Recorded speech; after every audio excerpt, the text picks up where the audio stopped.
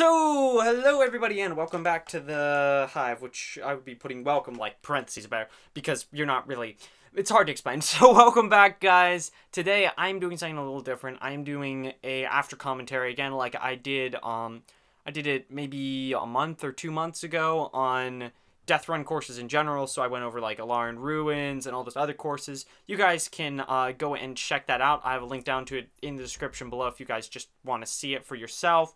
Get to know Death Run better. I did actually have this recorded with Facecam like I'm going to have for everything else, but for some strange reason, my main audio does not pick up my voice, and so the video is just kind of fragmented without this. So what we're doing today, guys, is we are going over the newest Death Run course, which is Ice, and I'm just going to talk through it. I'm going to talk about strategy, and I think that's pretty much it. So, yeah, enjoy, guys.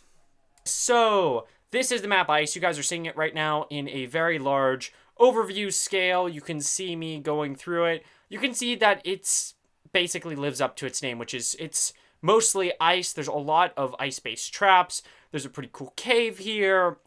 There's some jumps, which we're going to get to because those jumps, those are my arch nemesises. There's a lot of the classic traps. There's a couple of new traps. And the map basically lives, as I said, up to its name, which is it's ice. There's literally ice everywhere. So, yeah, let's just get started. So, you guys start off, you always get an early release at 10 seconds. Just pausing here, because if you guys didn't know, you always get a early release at 10 seconds on specific maps, like School and Sonic, and on Ice right now. There are other ones I think that they said they were going to add to equalize the field more. But the first trap we're going to run into is a classic waterfall trap. And it is, most of these traps, like these fallen traps, as you can see, are covered in ice. And running and jumping on ice is the fastest you can go. So, yeah, pretty simple, straightforward. Also, as you can see right here, I'm going to use that ice block right there, jump forward. As you can see, I can make larger jumps because that, so that's very cool. Now back there is the classic falling in stuff. This right here is a new trap, which is a sort of slow one with falling in stuff. It's got falling in staircases. You have the TNT one here. As you guys notice, also there are half slabs all around, which kind of like boost you up. That one right there was a fire arrow. Probably should mention that.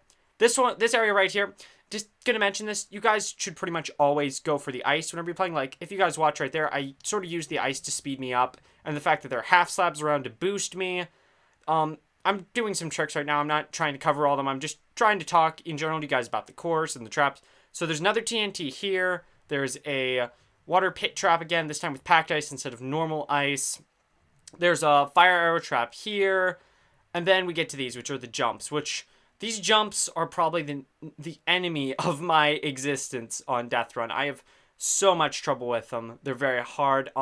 You also have these, which are the normal jump trap thingies. I'm giving you guys so much detail. Fire snake here with ice around it. I believe this disappears. I've actually never seen that trap back there go off. There's normally a wall that spawns here.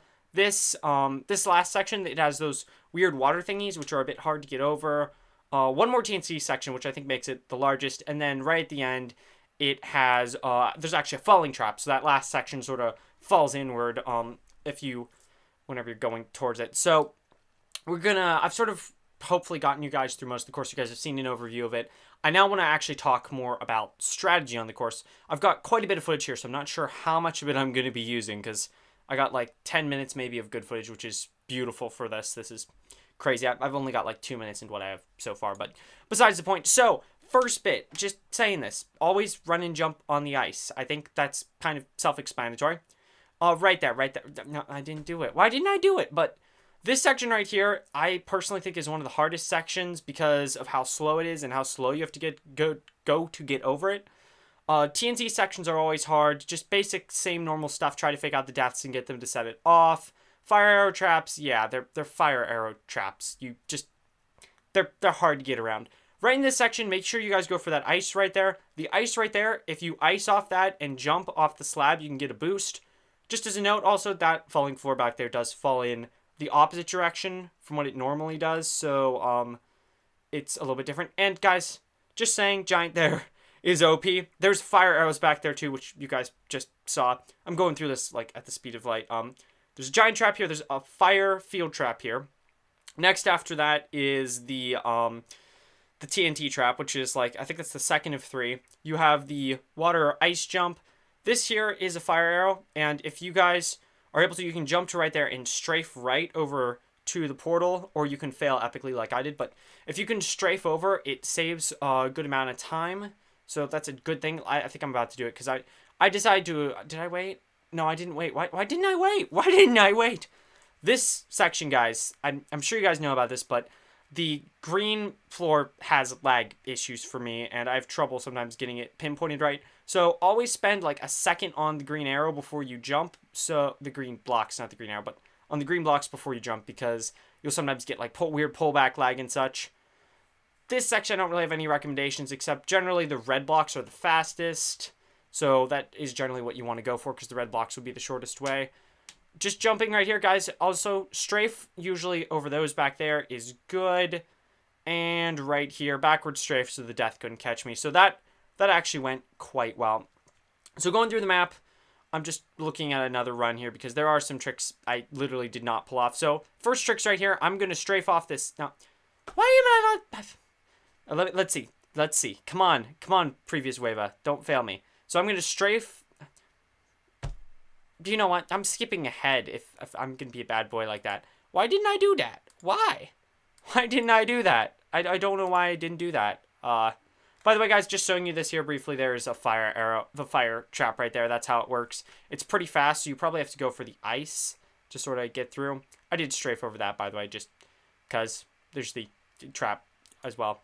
So, let's just go. I think I finished pretty well on all these, by the way, just throwing that out here. This round, I know I did this round. I pray I did it. Yes, I did. Okay, so this ice right here, if you jump and strafe, you can get a great boost right there. And then I think, yeah, I failed right there. That's embarrassing. But if you guys have a strafe and you're running forward, I did actually turn off players for this, by the way. But if you're running forward and you hit that ice, if you run, hit the ice, and strafe, it gives you like a boost forward because you're running and jumping. So your forward momentum plus the forward momentum of the strafe will help you get across. So it's pretty straightforward there. Again, just as I've said already, just always go for the ice, because the ice will give you the fastest speed generally. So it'll help you move faster and it'll help you get a better time. The one thing I do have to say about this course is that the giant here is really OP, and his placement with like the next fire field trap is kind of a bit hard to get used to. So basically, just be careful that you're like as close to the fire trap as possible before they drop the giant, because otherwise you are literally toasted. Like, I've had rounds where I've just absolutely been wrecked. Right here, guys, here's that strafe that I was telling you about just a minute ago. I think I did this round with one of the best players in the world. I did I think 2 of my rounds I'm recording with the best player in the world, which is Only Ducky, and that's how I found out a couple of these tricks. So even though he probably won't even watch this, just, thanking him, because that did help me quite a bit. Again, classic stuff here. I can't see any of the players, so I don't know what position I was in. After that fell in, I just ran. If you can like sort of time and figure out whenever it drops, it's really helpful. So I don't think that there's really anything else for me to horribly cover here. Again, I straight failed there. But I don't think there's really anything else for me to cover here. This video, I know, is going to be a bit shorter than normal, and that's probably not what you guys were exactly looking for. I'm not going to keep doing stuff like this unless you guys want to see it. I've really enjoyed doing this style of video, though, and I didn't always just want to play a minigame. So if you guys did like this style of video, then don't forget to leave a big fat thumbs up. It'd be highly appreciated. There's a link down in the description below to the Hive. There's an IP, actually, more specifically. And you guys can go there and try out this map for yourself. I would definitely try it. It is definitely one of my favorites now after playing it and figuring out how it worked. So definitely go and try it out for yourself. I also have links down in the description below to my Twitter and my Instagram, so follow if you want to keep up with me, or if you just want to stalk me for some reason. And but anyhow, don't forget to subscribe, leave a like, comment. I have a poll down in the description below also.